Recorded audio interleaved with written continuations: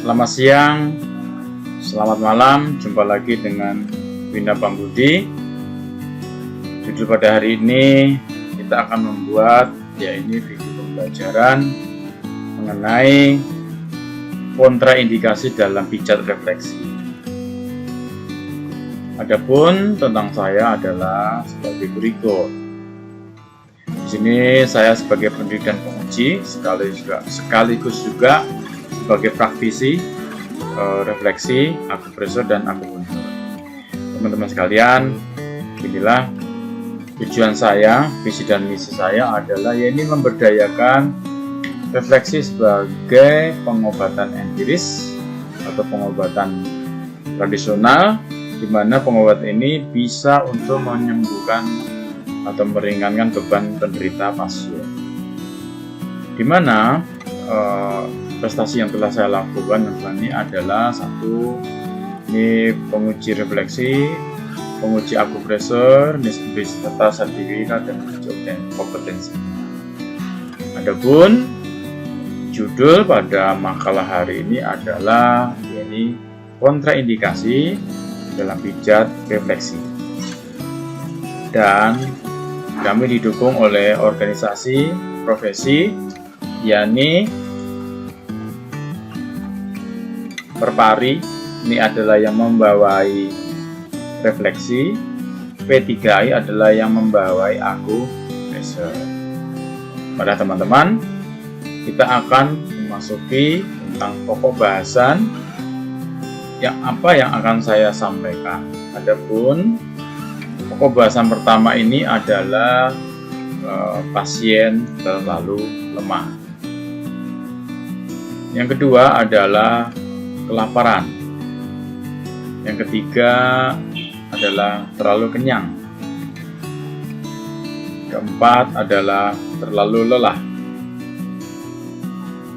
Kontraindikasi yang kelima adalah sakit berat. Kontraindikasi keenam adalah perjalanan jauh. Kontraindikasi ketujuh adalah trombosis vena. Kemudian kontraindikasi ke-8 adalah pasca seks. Kemudian yang ke-9 adalah kontraindikasi untuk kasus hamil muda. Ke-10 adalah kontraindikasi penyakit yang sulit sembuh. Yang ke-11 adalah kontraindikasi hati-hati khusus penyakit diabetes, epilepsi, dan jantung kronis. Marilah teman-teman sekalian, saya akan memulai dari yang pertama, tentang kontraindikasi. Sebelum saya membahas lebih dalam lagi, apa sih tujuan dari pembelajaran kontraindikasi ini? Kontraindikasi ini sebetulnya digunakan untuk mencegah kejadian buruk saat pemijatan refleksi, sehingga nantinya Anda, teman-teman terapis, Bapak Ibu sekalian, tidak dituntut oleh pasien atau klien karena teman-teman salah mijat atau bukan bidangnya, tapi Anda melakukan pemijatan yang tidak sesuai dengan refleksi. Makanya teman-teman sekalian, Anda harus patuh, harus mengikuti aturan-aturan ini supaya apa? Supaya jenengan itu selamat, kerjanya langgeng, jangan sampai Anda dituntut sampai pengadilan. Nah, itu tidak enak. Ya. Sekarang kita akan membahas mengenai kontraindikasi yang terlalu lemah. Ya. Teman-teman sekalian, mengapa tidak boleh terlalu lemah? Karena di sini mengakibatkan Qi-nya memang sudah lemah, begitu dipijat bukannya baik malah tambah ambruk. Nah, biasanya orang-orang yang Qi-nya lemah ini bila mana diare yang berkepanjangan, diare terus, nggak berhenti-berhenti. Kemudian sakit berat, bisa aja masih di rumah sakit, di ICU, itu nggak boleh dipijat. Terus kemudian yang baru pemulihan dari rumah sakit, itu disarankan jangan dipijat, tapi kalau diberikan energi monggo. Yang kedua adalah kontraindikasi kedua adalah mengenai kelaparan. Nah, kita lihat. Anda harus bertanya pada pasien Anda pada saat Anda pijat, apakah terlalu lapar atau tidak. Kalau pasien Anda itu perutnya kosong, kalau dipijat akan menyebabkan apa?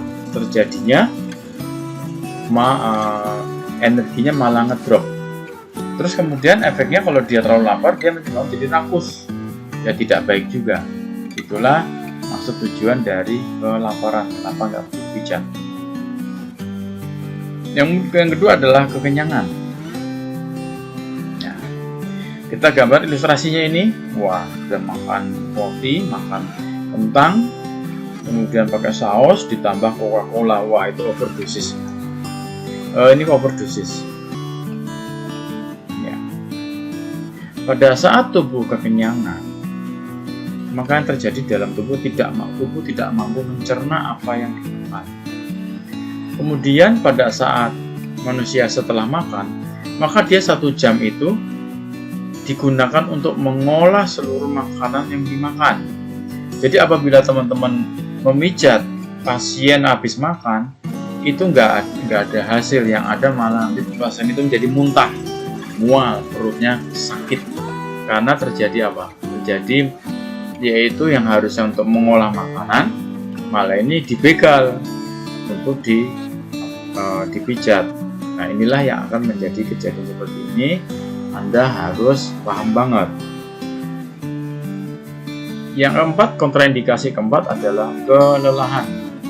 Nah, ini ilustrasi ini, kalau lelah, kecapean berat ini tidak boleh dipijat. Mengapa? Karena pada saat kondisi seperti ini pasien ini ngedrop. Pada saat ngedrop, maka teman-teman tidak boleh dipijat. Ya, kalau Anda dimasas, dilus-lus tidak masalah, atau dipanaskan itu tidak menjadi masalah. Tapi jangan sekali-kali dipijat secara refleksi di kakinya. Nanti efeknya adalah dia tambah lemes atau badannya ngegertak. Makanya itu ini harus dipatuhi. Yang kelima adalah sakit berat. Nah, sakit berat di sini yang masih di rumah sakit ya, kondisi ICU. Ini dia membutuhkan energi banget. Jadi kalau misalnya teman-teman nanti dimintain tolong ke rumah sakit, karena sakit berat, sebaiknya ditolak halus, atau kepepetnya kalau masih saudara atau teman dekat sekali, ya berikan energi dan doa. Itu jauh lebih efektif hasilnya. Jadi untuk kasus-kasus seperti ini Anda lebih mengerti.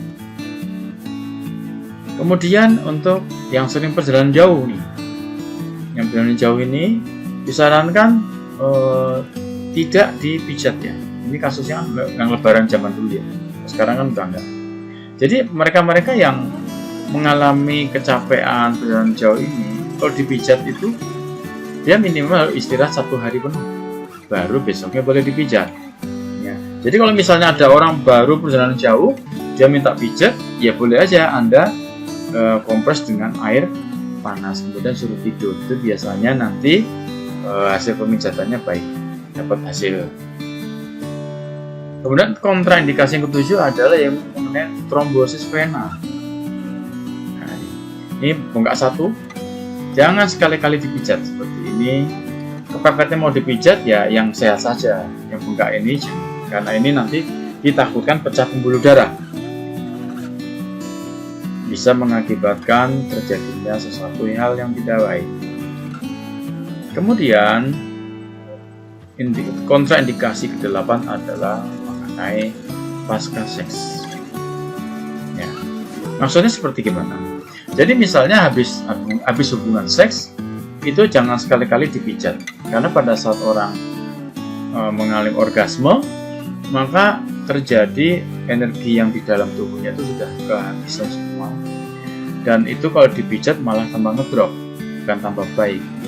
Jadi seyogianya teman-teman harus suruh istirahat dulu ya, 1 jam 2 jam suruh istirahat. Bila mana ada orang habis melakukan seks kemudian dia minta pijat, kecuali dia seksnya malam, pagi hari, kemudian siangnya dia mau melakukan terapi, tidak masalah, kan sudah istirahat.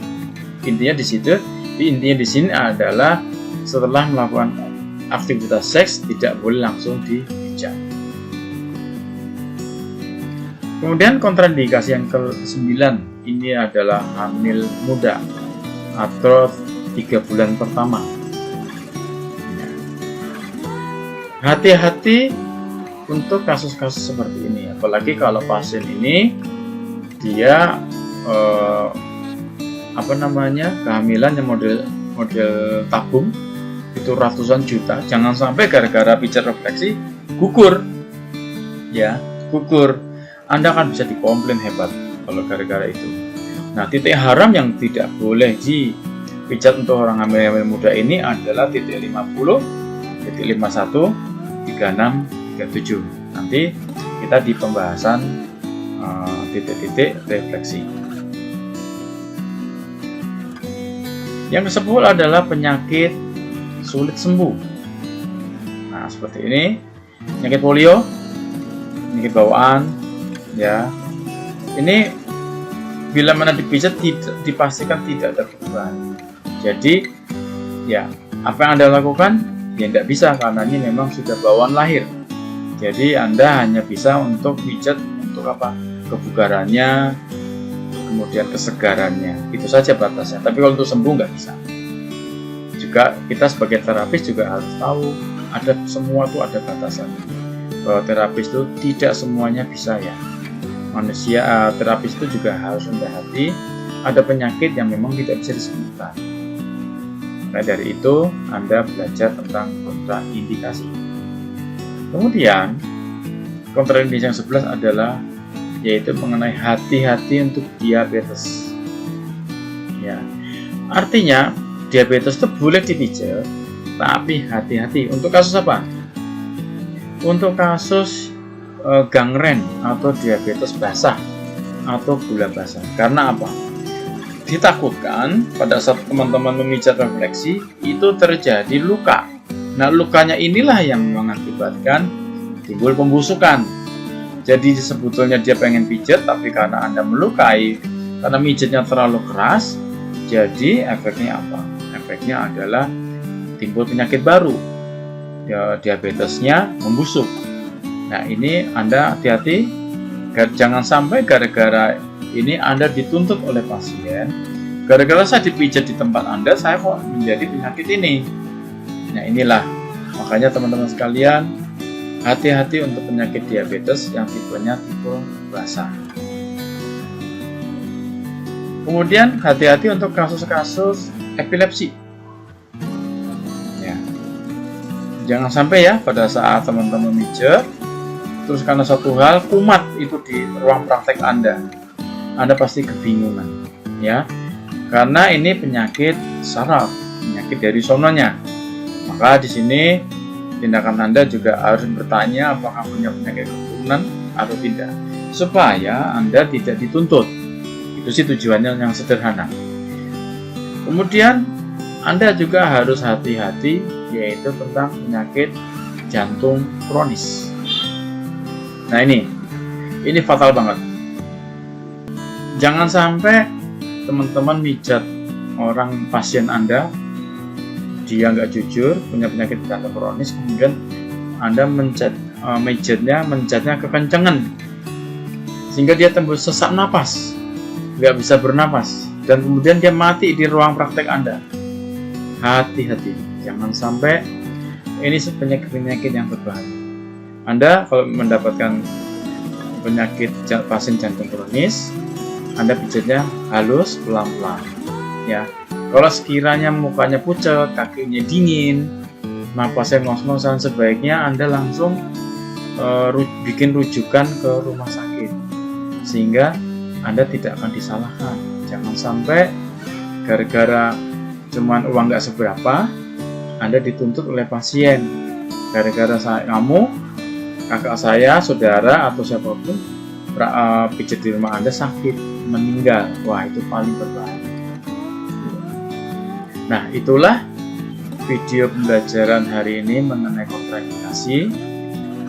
Saya minta sekali lagi video ini dibuat untuk mencegah, antisipasi supaya teman-teman terapis jangan sampai kena kasus hukum. Itu itulah kontraindikasi yang kami sampaikan. Semoga pembelajaran hari ini berguna dan Anda resapi, Anda praktekkan hari-hari. Saya yakin Anda semakin sukses. Itu doa saya. Terima kasih.